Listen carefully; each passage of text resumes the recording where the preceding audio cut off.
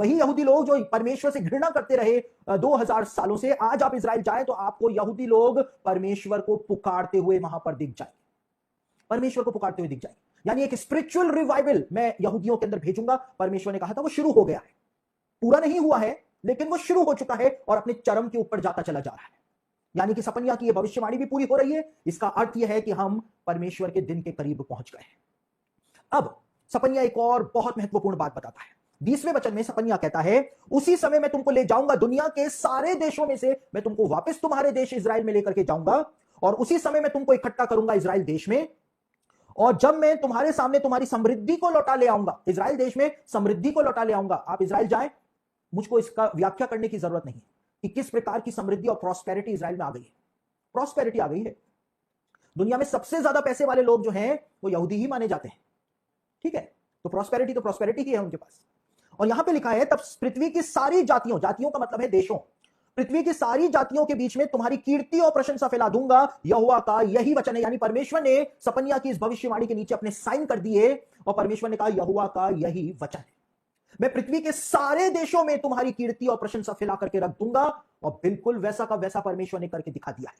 यहूदियों की कीर्ति और प्रशंसा पूरी दुनिया के अंदर फैली हुई है।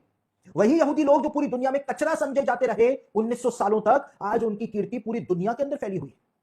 दुनिया में सबसे ज्यादा नोबेल प्राइज जीतने वाले जो विद्वान हैं वो यहूदी लोग हैं। दुनिया में सबसे माने हुए लेखक यहूदी लोग हैं। दुनिया में सबसे बड़े इंडस्ट्रियलिस्ट यहूदी लोग हैं। दुनिया में सबसे ज्यादा पैसे वाले लोग, बैंकर्स जो हैं वो यहूदी लोग हैं। दुनिया में बड़ी बड़ी कंपनीज जो हैं, फर्म्स जो हैं, उनके मालिक यहूदी लोग हैं। कैसे हैं? अमेजॉन का सीईओ जो है वो एक यहूदी है। फेसबुक का मालिक एक यहूदी है। उसके बाद लिवाइस जीन्स जो है उसका मालिक एक यहूदी है। डेल कंप्यूटर्स का मालिक एक यहूदी है। एसर कंप्यूटर्स का मालिक एक यहूदी है। और आप कुछ भी टेक्नोलॉजी को उठा करके ले लीजिए, सारी टेक्नोलॉजी यहूदी लोगों ने बनाई।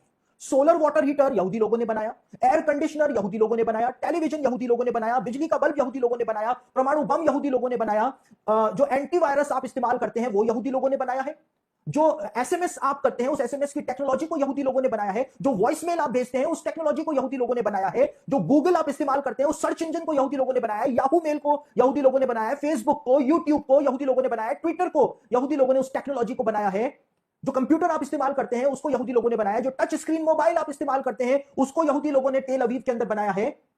दुनिया में जो भी टेक्नोलॉजी का नाम आपकी जुबान के ऊपर आता चला जाए वो सब कुछ यहूदी लोगों ने बनाई है। तो दुनिया में आज एक मूवमेंट चल रहा है जिसको बीडीएस मूवमेंट के नाम से जाना जाता है। बीडीएस का मतलब होता है इजराइल को बॉयकॉट करो। अब इजराइल को अगर बॉयकॉट कर दिया तो ये सारी टेक्नोलॉजी को बॉयकॉट करना पड़ेगा, और ये सारी टेक्नोलॉजी को बॉयकॉट कर दिया तो आप पाषाण युग में जीने की तैयारी कर लो। पाषाण युग में जीने की तैयारी फिर कर लो। परमेश्वर ने कहा था जब मैं तुमको वापस लेकर के आऊंगा तो तुम्हारी कीर्ति और प्रशंसा पूरी दुनिया के अंदर मैं फैला करके रख दूंगा। परमेश्वर ने कहा था और परमेश्वर ने उस बात को साबित करके भी दिखा दिया है। अब सपन्या की यह भविष्यवाणी जो है इस बात का सिग्नल प्रदान करती है कि यहोवा के दिन के आने से पहले ये बातें पूरी होंगी, और ये बातें जब आज पूरी हो रही हैं, हो चुकी हैं, इसका मतलब है कि हम बिल्कुल अंत के कगार के ऊपर आकर के खड़े हो गए। माइनर प्रॉफिट्स की सारी किताबें जो हैं हमको स्पष्ट रूप से बताती हैं कि जब ऐसा हो जाए तो समझ जाना कि बस अब परमेश्वर का दिन जो है वो निकट आ गया है। और अब वास्तव में ही जब ये भविष्यवाणियां पूरी हो रही हैं तो परमेश्वर का दिन जो है वो हमारे निकट आ गया है।